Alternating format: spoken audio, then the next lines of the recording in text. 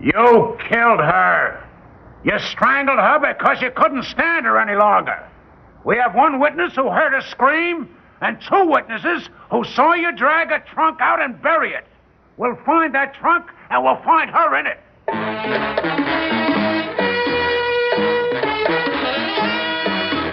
Theater 5 presents A Dream of a Scheme.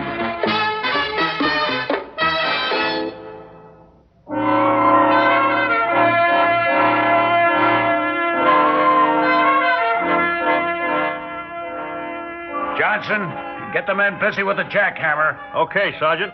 How much do you want them to dig up? The whole cellar if necessary. Right. Okay, men. Get set up over there in the corner. Yeah, that looks like a good spot. You, Mr. Warren. You and me will go upstairs and talk some more. We certainly will, Sergeant. I have plenty to say to you. Then lead the way.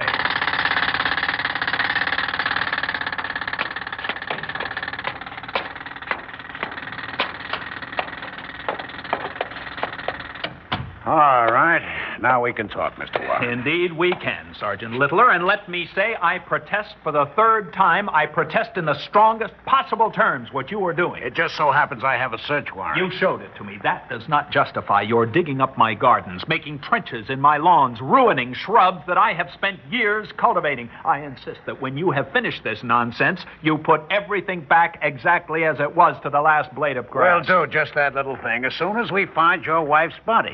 What? Sergeant, you have an obsession.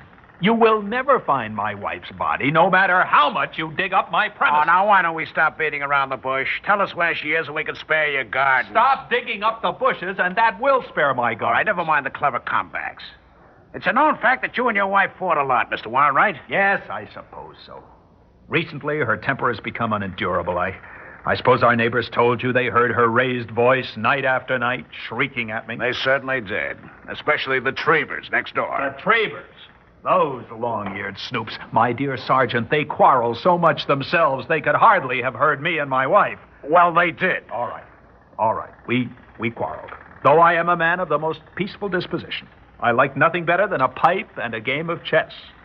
But Wilma would have irritated an angel. And now she's gone. Evaporated into thin air. That's very convenient, isn't it?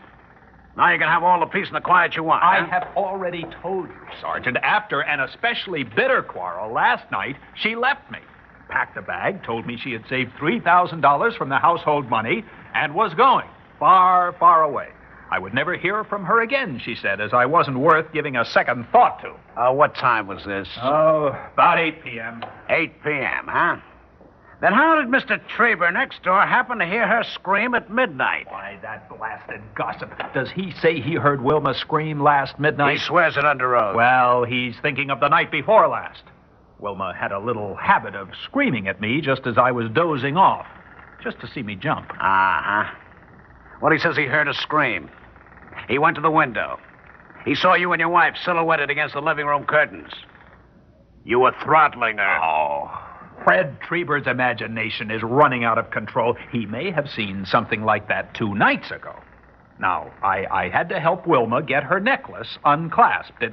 It might have looked, to a pop-eyed gossip like Fred Treber, as if I was strangling her. Oh, boy, you certainly have a lot of slick answers. The truth is always the best All answer. right, then answer this one. How does it happen that at 1 o'clock this morning, 1 hour after Mr. Treber saw you choke your wife, both the Trebers saw you drag a trunk out the back door, around to the side of the house, and then heard you digging? They claim that? That's why we have the warrant. That's why we're digging up your place. When a man's wife screams, when he's seen choking her, when he's then seen burying something, and she can't be found, brother, we know we have a murder on our hands. Sergeant, I stand upon my rights as a citizen and a taxpayer. If you prefer to believe loose-tongued gossips like the Trebers rather than me, well, that's up to you. All right, now listen to me, Mr. Warren. The evidence proves to me that you killed your wife. We know that your car hasn't been moved since you had it greased and oiled Friday night. So we know you didn't take the body anywhere by car. Very brilliant deduction, worthy of Sherlock Holmes. I suppose you checked the mileage on the car with the mileage written on the sticker at the gas station where they greased and oiled it Friday night. We did just that little thing. 0.2 of a mile from the gas station to here. That's the only difference your meter shows. Besides, since the Trebers spent so much time watching me, they would have seen me drive away. They would have, but you didn't go. Instead, you spent an hour digging. They say that at 2 o'clock you reappeared with a shovel and a pick, and you took them inside the house. We found them in the cellar, carefully cleaned. I merely like to take good care of tools. Oh, this is all Fred Treber's imagination. He's heard her scream at me so often, he automatically thought he heard her last night.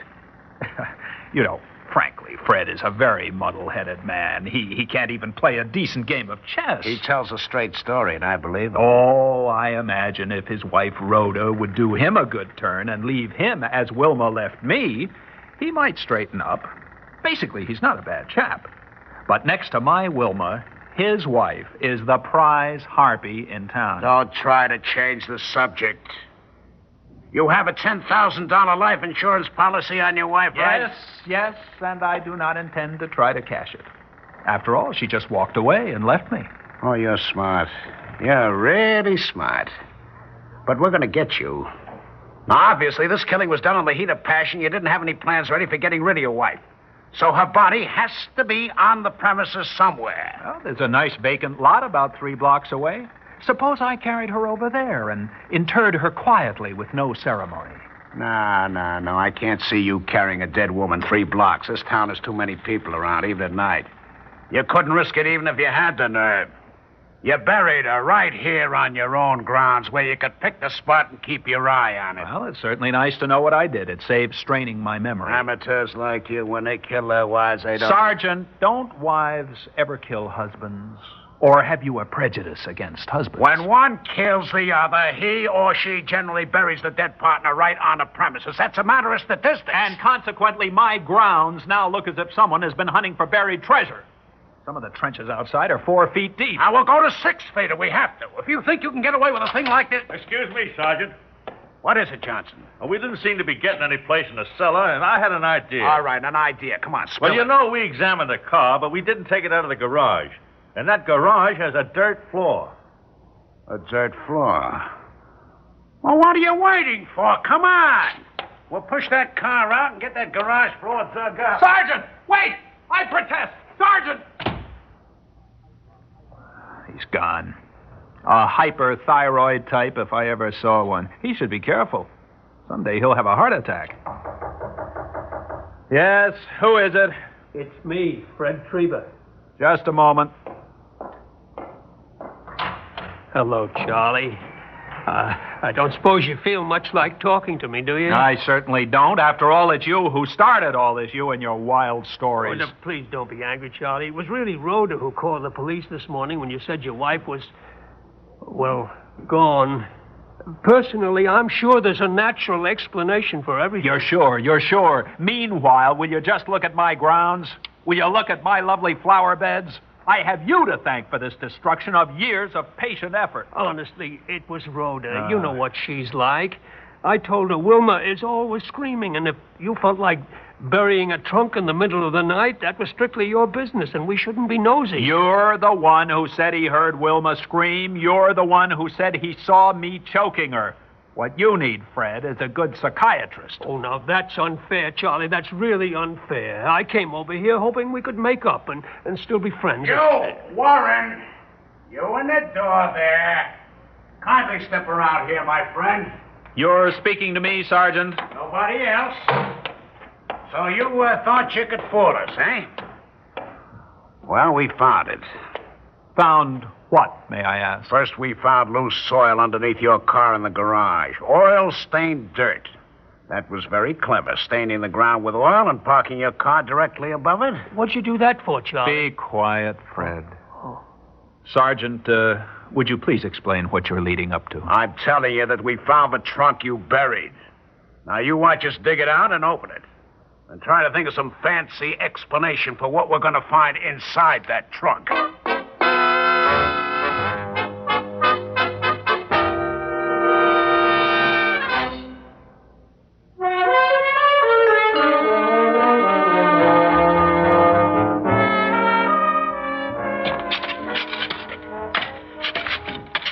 Oh, come on, loosen that end a little more.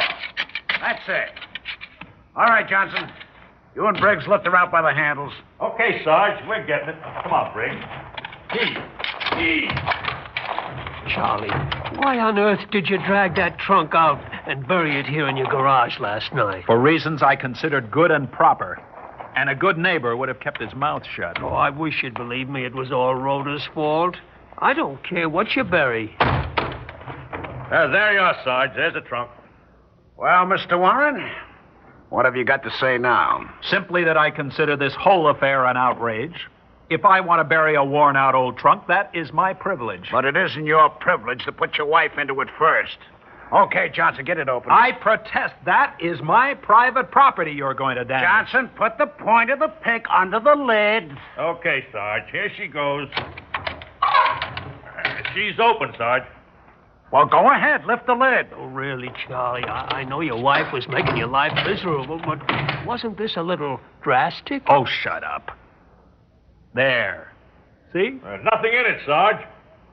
You imbecile, lift out the top tray. She's naturally underneath it. Okay. Uh-oh. Look at this. Oh, my goodness, Charlie. So that's what you did. Now I understand. Dolls. A dozen dolls and a great big teddy bear. Oh, no. She's got to be underneath them. Dump them out. Make sure. You couldn't bear to keep them around. Isn't that it, Charlie? Please, Fred, shut up. Nothing, Sarge. Absolutely nothing. Just 12 fancy dolls and a big teddy bear. That's what he buried in his trunk. All right, Mr. Warren. Now, just why did you bury a trunk full of dolls and a teddy bear in your garage at 1 in the morning, huh? Well, I should think it would be obvious. You see, after she walked out on him, he couldn't bear having them around anymore. We're forbidden to incinerate things in this city, so he buried them to get them out of sight. Isn't that it, Charlie? Fred, I can speak for myself. However, Sergeant, it happens to be true. See, Wilma never had children. Instead, she lavished sickening affection on these dolls. She talked to them. She told them what a worm I was, and she pretended they sympathized with her. Well, after she left me, I had to get rid of them to be rid of her. That's all there is to it. Mm-hmm. You're lying. You gotta be. And yet I can't prove it.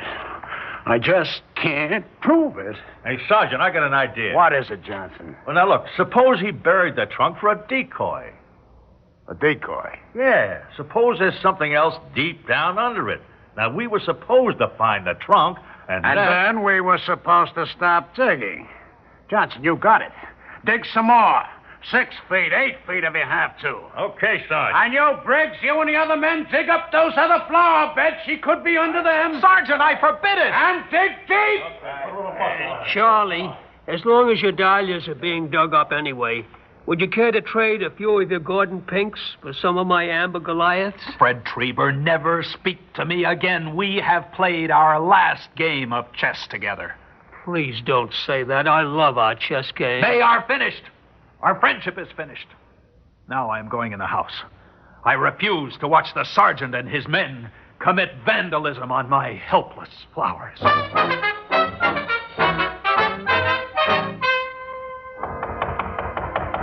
Come in. No, you, Sergeant. Well, what have you found now? Nothing. Absolutely nothing. A whole day of digging, we just have a trunk full of dolls. Are you prepared to believe now that Wilma just walked out on me taking $3,000 she saved from the household money? I don't know what to believe. I'm just sure you didn't take her any place in the car, and you didn't carry her any place, so she's got to be here, right here still. But if you can't find her, you must be incompetent. Isn't that what you're really saying? No, blast it, I know my business. If I can't find her, well, maybe your story is true. This isn't easy, but, I apologize, Mr. Warren. I will accept your apology on one condition. That you undo all the damage, fill in all the holes, and restore my garage, lawn, and gardens to their former condition, or as nearly as possible. We'll do that. It's quitting time today, but tomorrow a crew from the city building and grounds department will be over to fill up all the holes. And take away that trunk full of abominable dolls and burn them. We'll do that. You know, in a way, I hardly blame you. For what, may I ask? For whatever you did, if you did it. Any woman who would talk to a bunch of dolls and tell them her husband was a no-good crumb has got something coming to her. Well, good night, Mr. Warren, and no hard feelings, huh? I only wish I knew what you really did with her.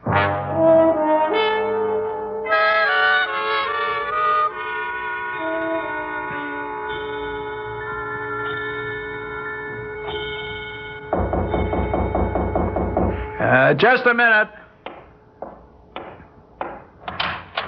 Oh, it's you again, Fred. Yes, I waited till Rhoda was sound asleep. You're sure she won't wake up? She took one of her sleeping pills, and it's a nice dark night.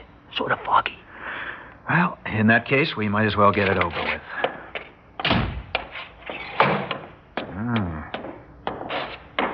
Hey, it is dark out, isn't it? Yes. I can hardly see you. That's what we want, isn't it? Follow me. I can find my way around in the dark. I'm right behind you. You know, Fred, I think you rather overdid things this morning. Oh, I was just trying to seem like the simple-minded neighbor and keep the cops suspicious so they'd go on digging the way you wanted them to. Well, here we are. I'll unlock the door. Come on inside. Quick. Now we can risk using my penlight. This tool shed of mine hasn't any windows. I know. That's why I suggested it. Here we are. A little light. Oh, there she is, Charlie. Just as natural as life. Hello, Wilma. Having a good rest in that wheelbarrow? Do you have to talk to her? It's sort of macabre. Well, it's the only time I've ever been able to speak to her when she couldn't yell back at me. You see, Fred, I told you it would work. If I hid her in your tool shed, they would search my property. But you were the one who informed on me, so naturally they'd never think of searching your property. It worked out just the way you said it would. It's a dream of a scheme, Charlie. Oh, I had to do it. I couldn't stand life with Wilma any longer. Now, this is what we're going to do. The police left a hole almost 7 feet deep in my garage. Now, we'll put her there. Then we'll put in a lot of dirt. Tomorrow, the building and grounds crew will just find a hole and finish filling it for me. She'll be gone forever, and one place the police will never search again is the place they have already dug up. Oh, it's sheer genius. But do we really have to wait a whole year before I can try it, too? Oh, we certainly do, Fred. We certainly do. That was my idea, and you agreed to wait a full year, at least. You see, then the sergeant can come over and dig up your place while your wife is in my basement. He'll dig and dig and dig. Charlie. Charles, wake up, Charles, wake up. Well, what is it? You were having a nightmare. You were calling out dig, dig, dig, and laughing insanely. Oh, yeah, so I was. I was dreaming about my garden. Your garden. Well, I made up my mind. All those flowers are coming up, and I'm going to plant some real nice evergreen shrubbery like the Trebers have. Wilma, you wouldn't. I certainly would. I'm sick of the time and money you spend on those silly flowers. And you better get up if you don't want to be late for work again. A dream. It was all just a dream, but it seemed so real. As if it had actually happened. As if it had actually happened. Yes.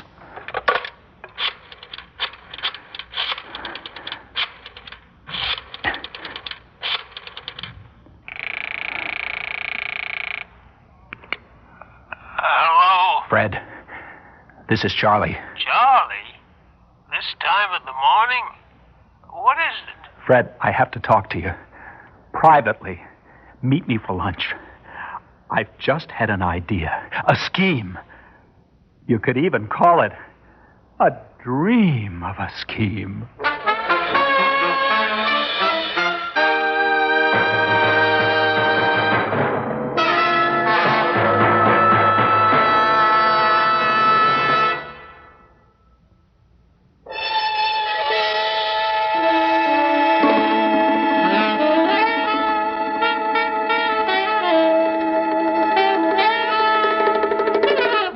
Theater 5 has presented A Dream of a Scheme, written by Robert Arthur and directed by Ted Bell. In the cast, Elliott Reed, Arlene Walker, Ralph Bell, John McGovern, and Jack Hurdle. Audio engineer Neil Pultz. Sound technician Ed Blaney. Script editor Jack C. Wilson. Original music by Alexander Vlastotsenko. Orchestra under the direction of Glenn Osser. Executive producer for Theater 5, Ted Bell. We invite your comments. Write to Theater 5, New York 23, New York. That's Theater 5, New York 23, New York. This is Fred Foy speaking.